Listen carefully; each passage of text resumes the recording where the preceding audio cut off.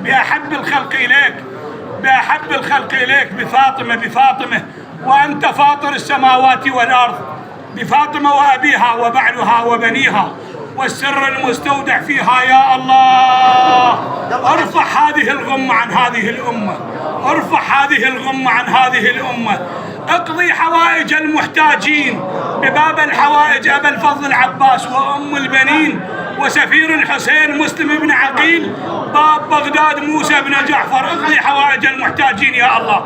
أول حاجتنا هي شنو نقول له؟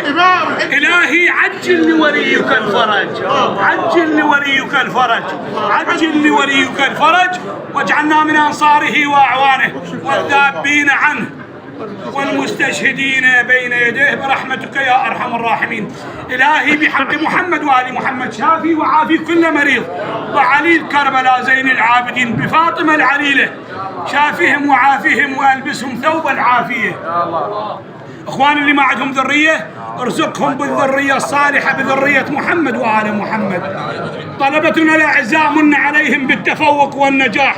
إخواننا في سوح القتال المرابطين اللي انت اجيت لي جايب فضلهم، اسأل الله بحق محمد وآل محمد ثبت أقدامهم، انصرهم، ارجعهم سالمين غانمين إلى ديارهم بحق محمد وآل محمد.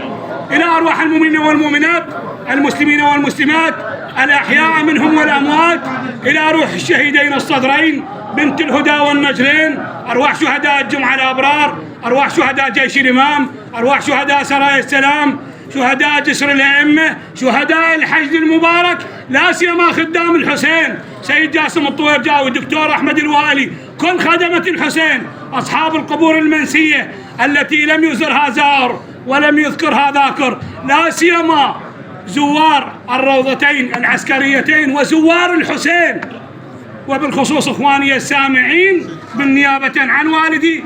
بلغ اللهم الجميع ثواب الفاتحة مسبوقة ومعطرة بذكر الصلاة على محمد وآل محمد، وأسألكم الدعاء.